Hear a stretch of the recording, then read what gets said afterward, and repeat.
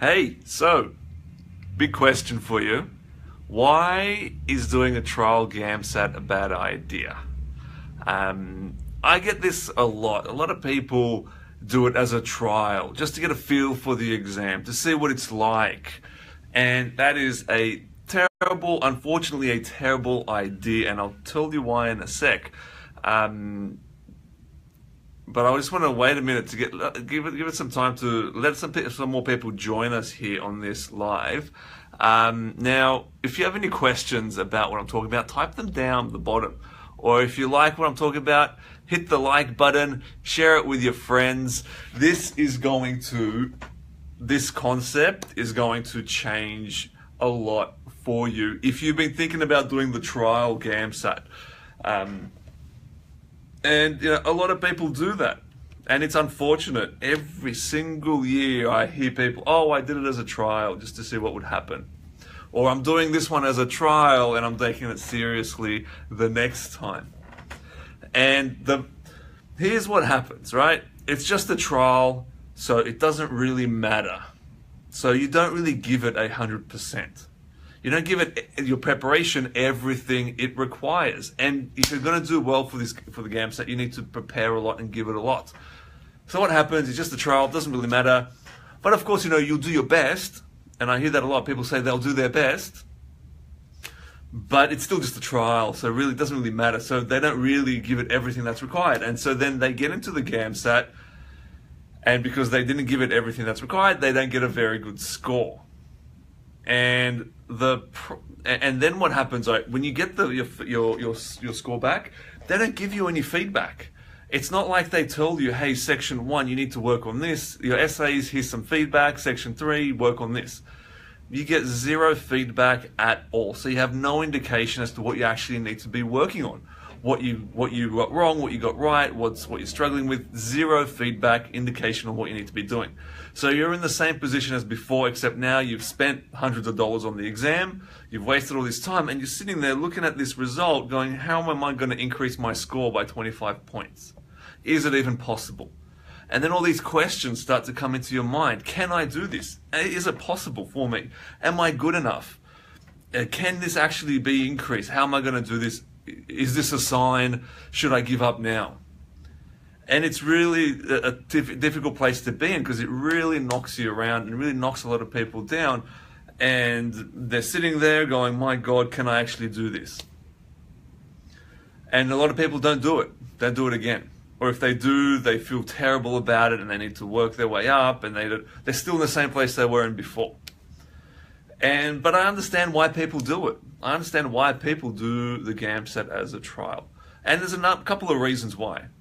Number one is that a lot of people out there are recommending it. Now they're saying, oh, on average people do it twice, or you should do it a couple times and then take it serious. If you don't intend to do it at 100%, don't do it at all. Save yourself the money. Get one of the ACER practice papers. Do it at home under exam conditions. You'll get more feedback that way. You'll see which questions you got wrong, what you got right, what you need to be working on. You get a feel for the exam.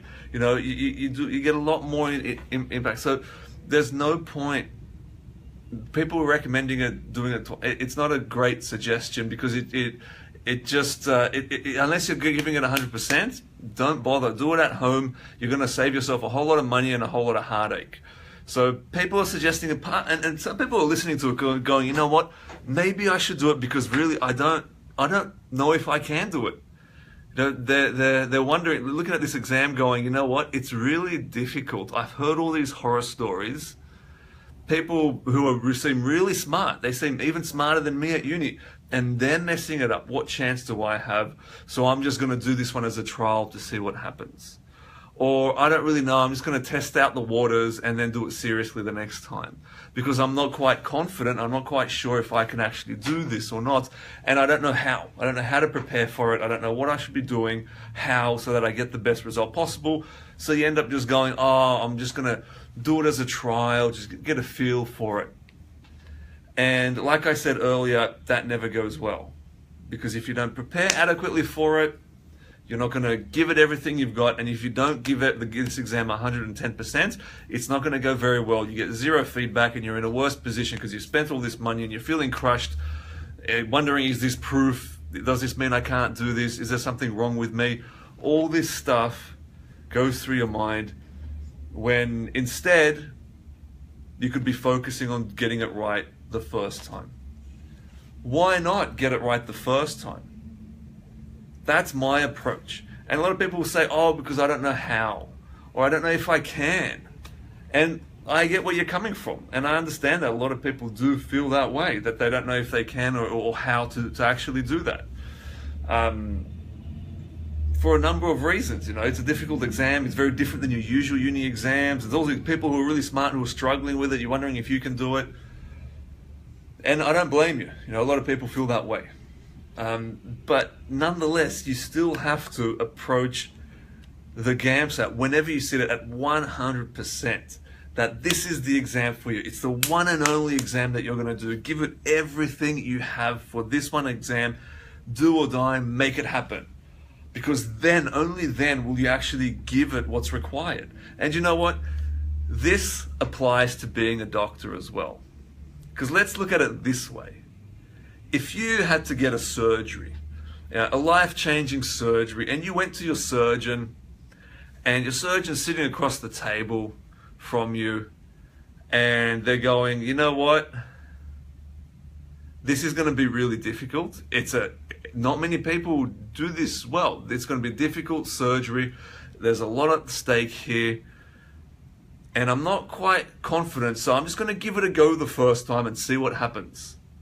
I'm just going to give it a go, and we'll see what happens after your surgery, and then we'll take it seriously the next time. If your surgeon or your doctor told you that, you'd be out of there in a second, and you'd get a second, third opinion. You wouldn't go back to them. So why are you approaching your medical career in that same way? That surgeon sitting across the table is going to give you 100%. They're going to give everything they can to help you.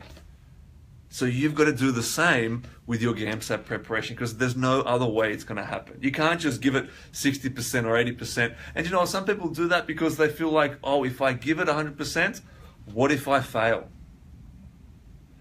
What if I don't get in?